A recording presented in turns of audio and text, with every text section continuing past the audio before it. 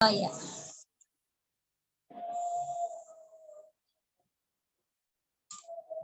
Selamat malam Bapak Ibu yang dikasihi Tuhan. Selamat datang di ibadah kebaktian tengah minggu yang pada malam hari ini untuk pertama kalinya kita lakukan di awal tahun 2022. Kita lakukan masih secara virtual melalui aplikasi Zoom. Sebelum memulai ibadah pada malam hari ini, mari kita bersama mengambil waktu untuk bersaat teduh sejenak.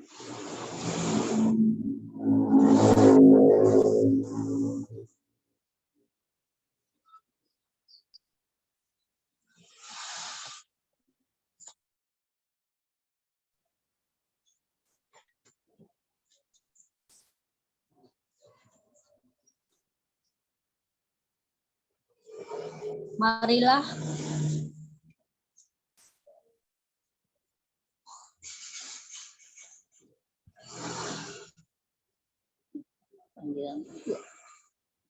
panggilan beribadah. Marilah kita memuji Tuhan dan bersyukur kepada Tuhan yang telah karena kasih-Nya yang telah dinyatakan kepada kita dan mempersiapkan hati dan diri untuk beribadah kepadanya. Dengan saling berbalasan kita nyatakan panggilannya dalam ibadah malam hari ini. Hanya dekat Allah saja aku tenang. Daripadanya Allah keselamatanku. Hanya Dialah gunung batuku dan keselamatanku. Kota bentengku aku tidak akan goyah. Mari datang kepadamu dengan ungkapan syukur. Kita menyanyi dari PKJ 219 bait yang pertama, di saat ini ku angkat tembang.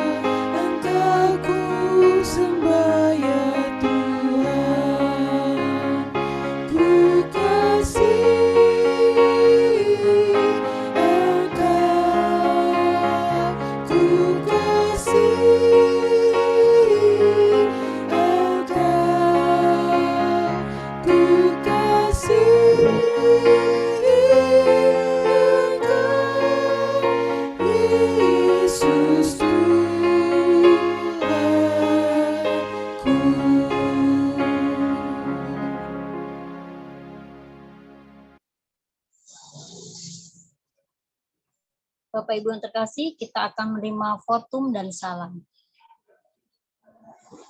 Kebaktian pada saat ini berlangsung karena pertolongan Allah yang telah menciptakan langit dan bumi serta isinya dan yang senantiasa memelihara serta memberkati hidup kita. Kasih karunia dan damai sejahtera Allah menyertai kita semua. Amin. Amin. Kita sambut dengan menyanyi bersama dari PKJ 119. Dulu ku tertindih dosa.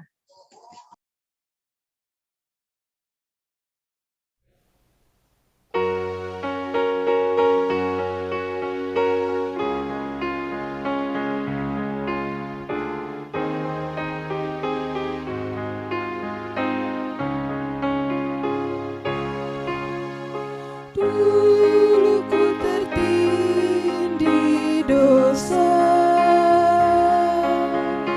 oleh malu terbeban.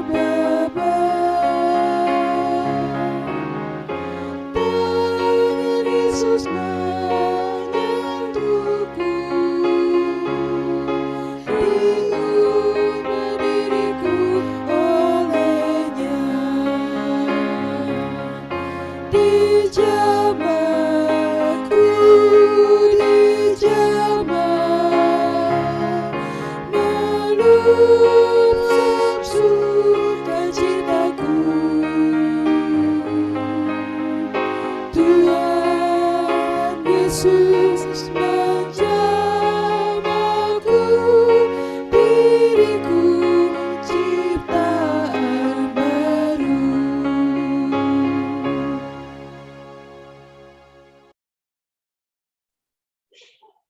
Baik, Bapak Ibu, kita boleh bersama-sama kita berdoa. Mari kita berdoa. Bapa di dalam sorga, kembali kami hadir di hadapan hadirat-Mu. Meski kami ada di tempat yang berbeda, tapi kami percaya bahwa hanya oleh karena kasih Tuhan, pimpinan dan penyertaan Tuhan, kami boleh kembali dipersatukan.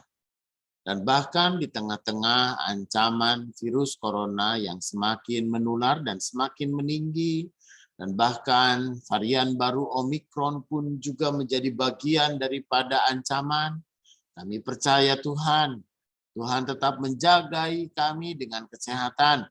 Tuhan tetap menjagai kami pun juga dengan kekuatan. Hanya ke dalam tangan-Mu sungguh kami mau berserah. Dan biarlah Tuhan di tengah-tengah segala keberadaan, kami boleh tetap mendengarkan firman-Mu, kami boleh tetap hidup di dalam kuasa firman-Mu, dan kami pun juga boleh tetap merasakan akan kasih Tuhan yang menuntun kami. Karena itu Bapa, sertai kami dengan Roh-Mu yang kudus, dan biarlah kami boleh dengan sungguh-sungguh mendengarkan firman yang kami jadikan sebagai tuntunan dalam hidup kami, dan firman itu jugalah yang menguatkan kami dan menegur kami. Kami percaya Tuhan mengurapi hamba-Mu untuk melayankan firman. Berfirmanlah Tuhan, kami siap untuk mendengarkan. Amin. Saudara, kita akan bersama membaca bagian dari kitab 1 Tesalonika pasal 2 ayat 4 sampai dengan ayatnya yang ke-12. Ya. 1 Tesalonika pasal 2 ayat 4 sampai dengan ayatnya yang ke-12. Ini cerita mengenai pelayanan Rasul Paulus di Tesalonika. Begini katanya. Sebaiknya karena Allah telah menganggap kami layak untuk mempercayakan Injil kepada kami, karena itulah kami berbicara, bukan untuk menyukakan manusia, melainkan untuk menyukakan Allah yang menguji hati kita. Karena kami tidak pernah bermulut manis, hal itu kamu ketahui. Dan tidak pernah mempunyai maksud loba yang tersembunyi. Allah adalah saksi. Juga tidak pernah kami mencari pujian dari manusia, baik dari kamu maupun dari orang-orang lain, sekalipun kami dapat berbuat demikian sebagai rasul-rasul Kristus. Tetapi kami berlaku ramah di antara kamu, sama seperti seorang ibu mengasuh dan merawat anaknya. Demikianlah kami dalam kasih sayang yang besar akan kamu, bukan saja rela membagi Injil Allah dengan kamu, tetapi juga hidup kami sendiri dengan kamu, karena kamu telah kami kasihi. Sebab kamu masih ingat, saudara-saudara, akan usaha dan jerih lelah kami, sementara kami bekerja siang malam, supaya jangan menjadi beban bagi siapapun juga di antara kamu. Kami memberitakan Injil Allah kepada kamu. Kamu adalah saksi. Demikian juga Allah. Betapa saleh, adil, dan tak bercacatnya kami berlaku di antara kamu yang percaya.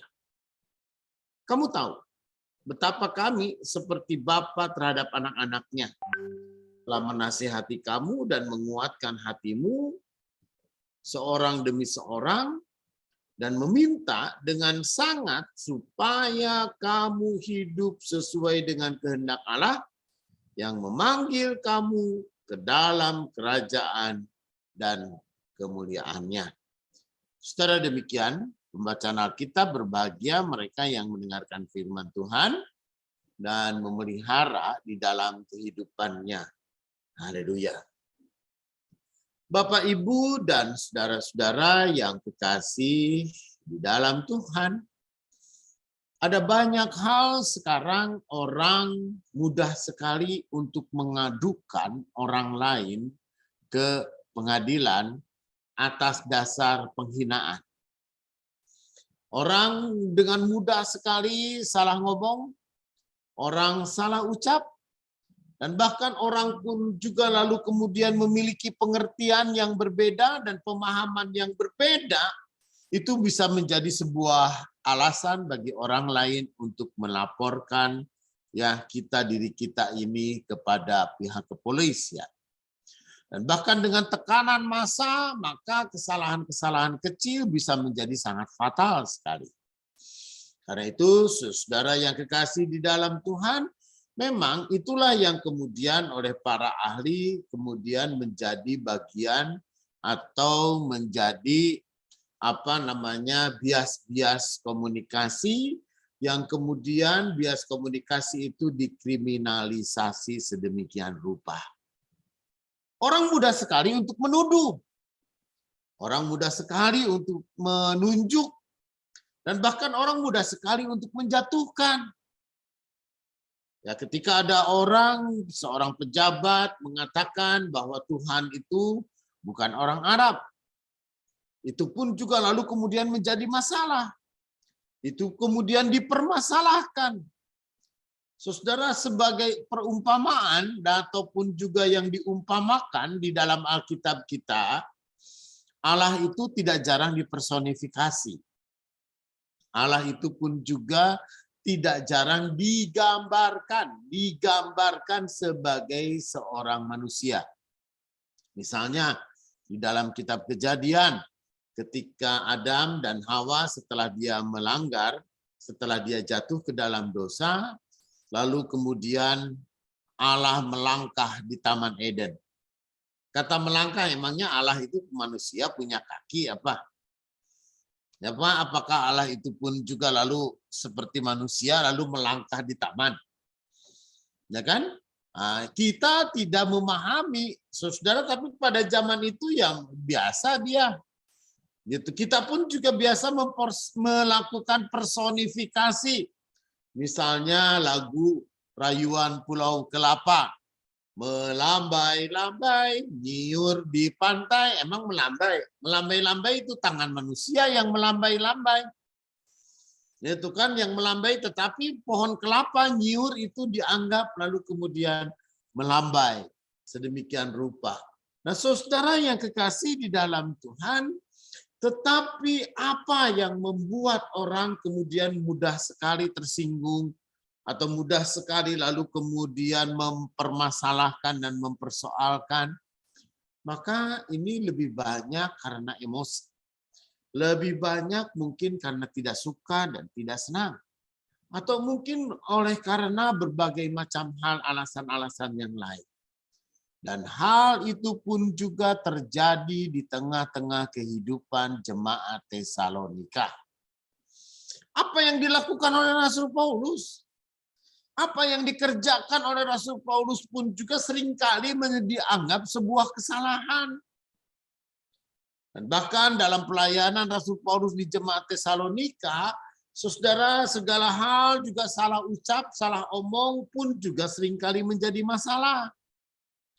Seolah-olah apa yang dilakukan oleh Rasul Paulus itu pun juga adalah baginya hanya mencari puji-pujian.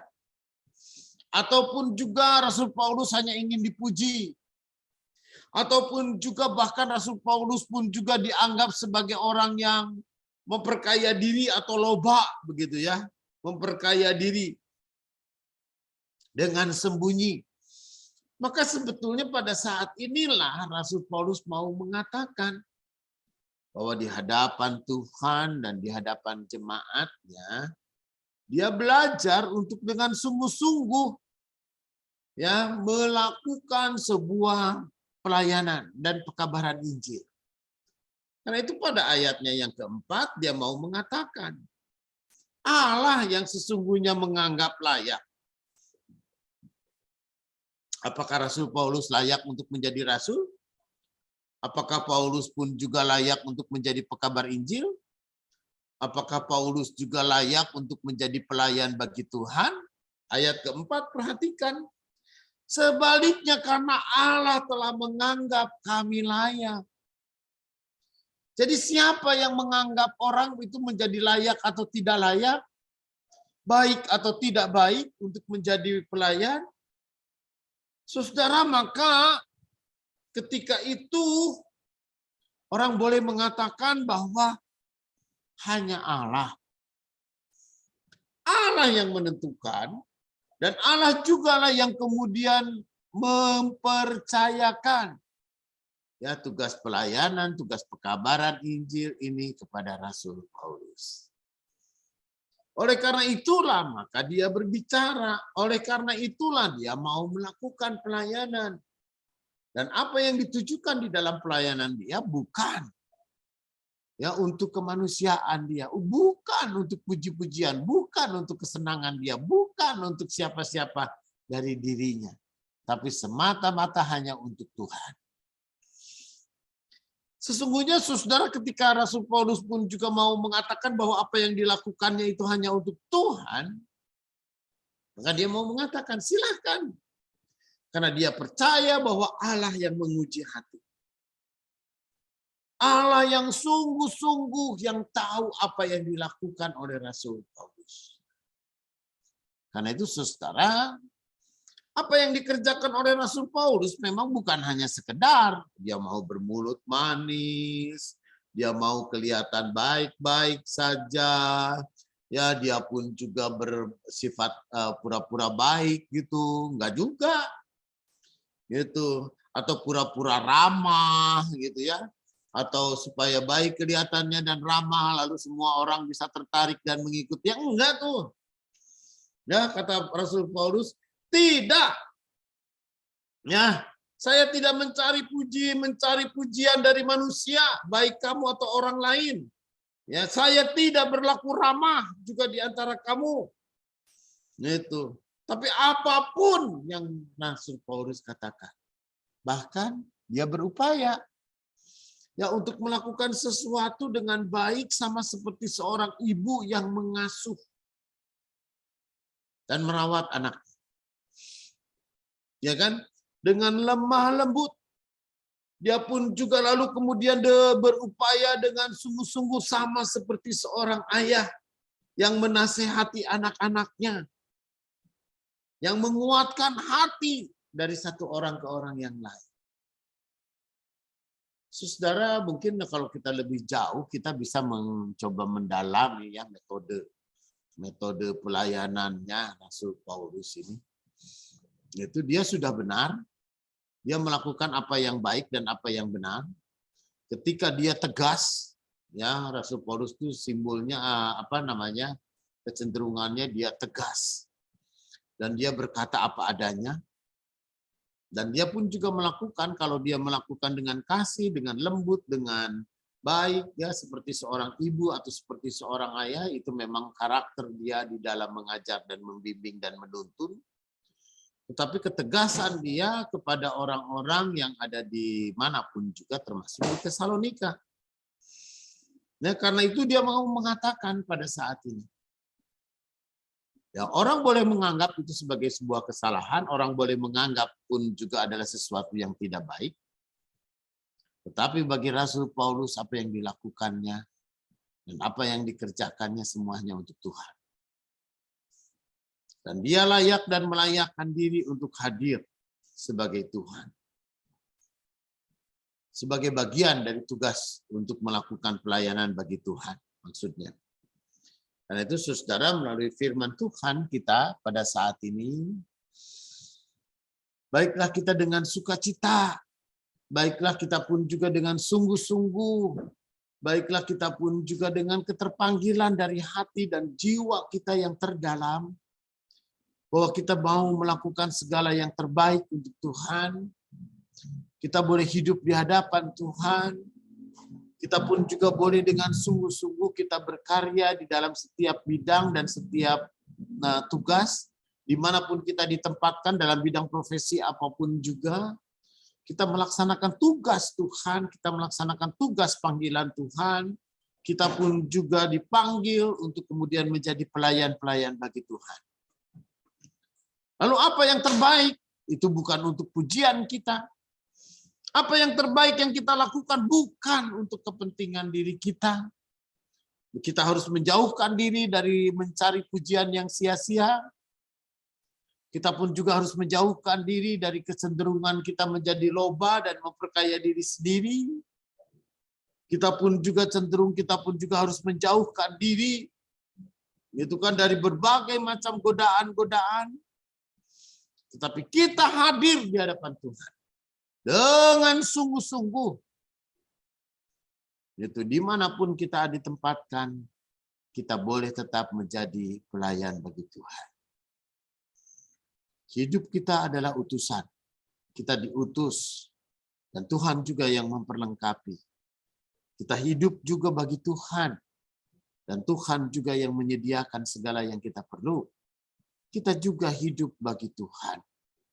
Sehingga Tuhan jugalah yang selalu menyertai kita untuk kita menjadi saksi Kristus dimanapun kita berada. Amin.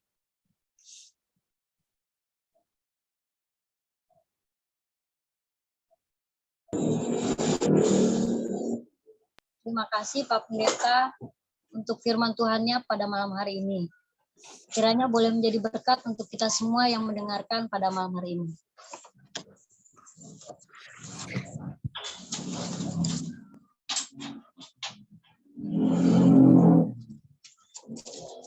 Bapak Ibu yang dikasihi Tuhan, tibalah saatnya kita akan memberikan ungkapan syukur kita dalam bentuk persembahan.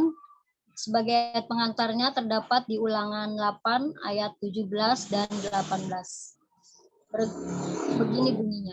Maka janganlah kau katakan dalam hatimu, kekuasaanku dan kekuatan tangankulah yang membuat aku memperoleh kekayaan ini. Tetapi haruslah engkau ingat kepada Tuhan Allahmu, sebab dialah yang memberikan kepadamu kekuatan untuk memperoleh kekayaan dengan maksud meneguhkan perjanjian yang diikrarkannya dengan sumpah kepada nenek moyangmu seperti sekarang ini. Tadi gue tanya,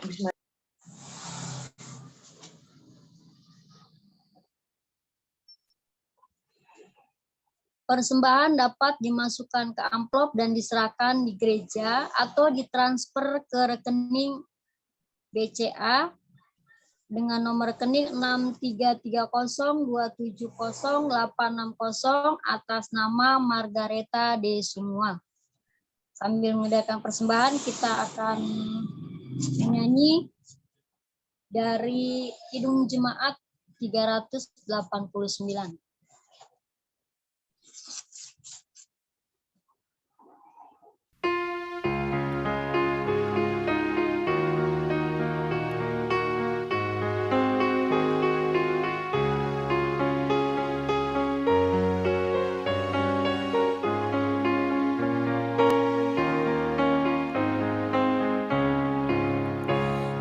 Besarlah kasih Bapakku selalu melingkupiku, di mana-mana diriku diasuhnya.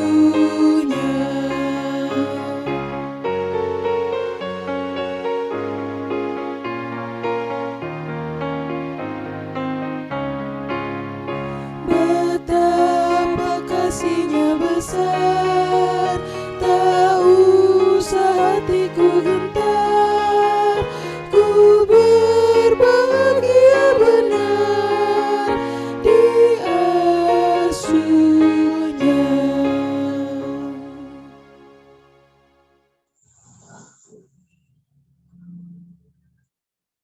Melanjutkan doa persembahan dan doa syafaat oleh Bapak Pendeta. Bapak Baik. Pendeta, tolong doakan anak saya Daud lagi sakit, Pak. Ya, siap. Mari kita berdoa.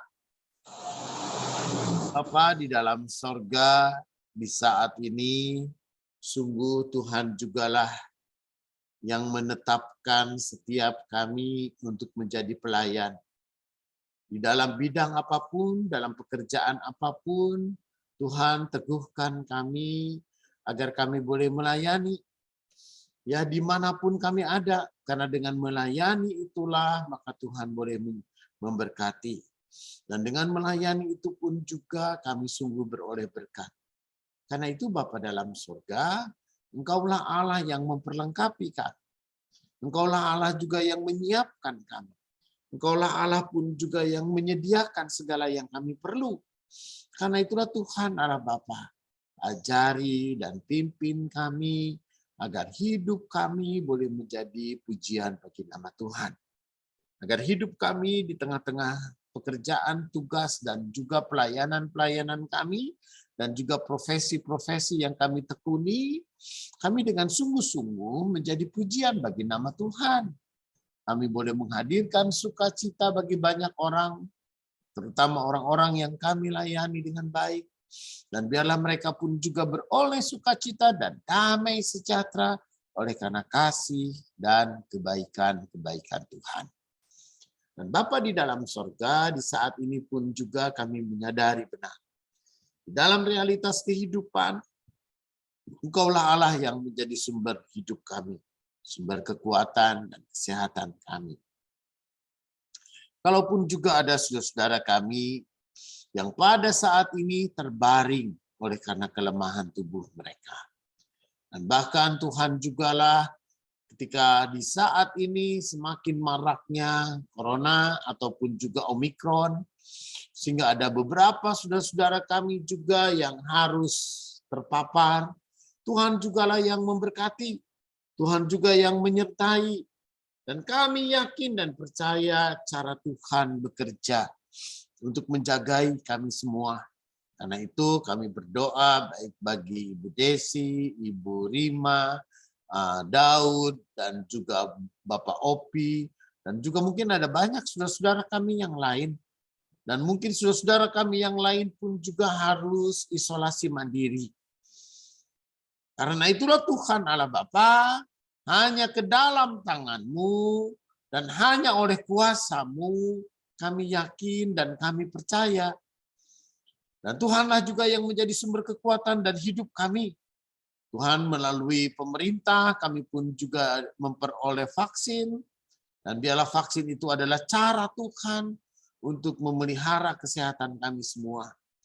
Karena itu Bapa di sorga, Tuhan jugalah yang menyertai saudara-saudara kami yang lain, baik Bapak Silitonga, yang dalam kelemahan tubuh, Bapak dan Ibu Subono, Tuhan juga boleh memberkati, dan biarlah Tuhan Allah Bapa dalam jamahan kasih Tuhan, juga Oma Sagedi, Tuhan boleh jagai dia, dan Tuhan boleh pulihkan kesehatan mereka. Karena itulah Tuhan Allah Bapa, dan biarlah kami pun juga boleh beroleh sukacita. Karena Tuhan Yesus yang memperlengkapi kami dengan kekuatan dan kesehatan, sehingga kami boleh terus berkarya dan kami boleh terus menjadi pelayan dan melayani Tuhan dimanapun kami ditempatkan. Berkati Tuhan Allah Bapa, setiap kami agar kami pun juga boleh dengan sungguh-sungguh beroleh sukacita. Tuhan, bagi gereja Tuhan GKP Cakung, Tuhan juga berkati ketika kami boleh mengawali pelayanan kami. Di tahun ini Tuhan juga boleh berkati, ada banyak rencana-rencana pelayanan dan pengembangan-pengembangan yang harus kami lakukan. Dan biarlah Tuhan juga yang menyertai dan memberkati apa yang kami perlu Tuhan sediakan.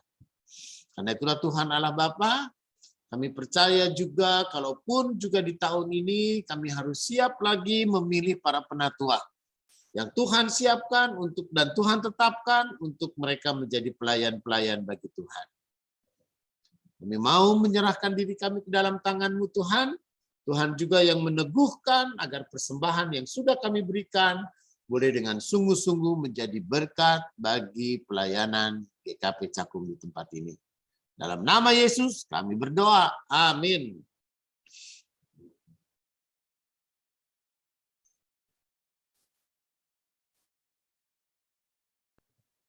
Kita akan menyanyi hidup ini adalah kesempatan.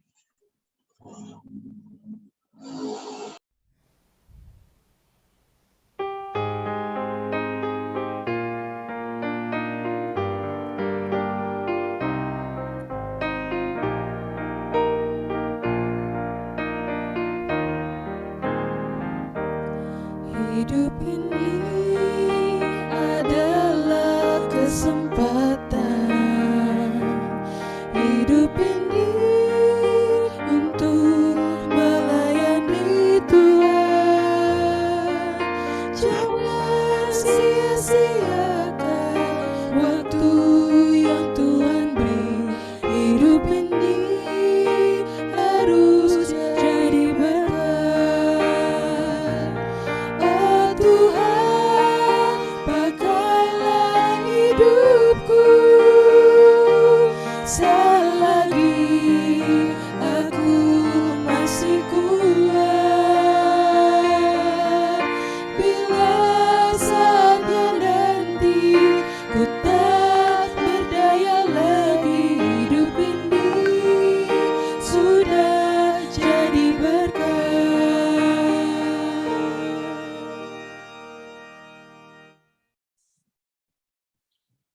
Baik Bapak Ibu, saat kita menerima berkat Tuhan, kiranya kasih karunia Tuhan Yesus Kristus dan kasih Allah dan persekutuan Roh Kudus menyertai saudara dari sekarang ini sampai selama-lamanya. Amin. Amin. Amin. Amin. Amin.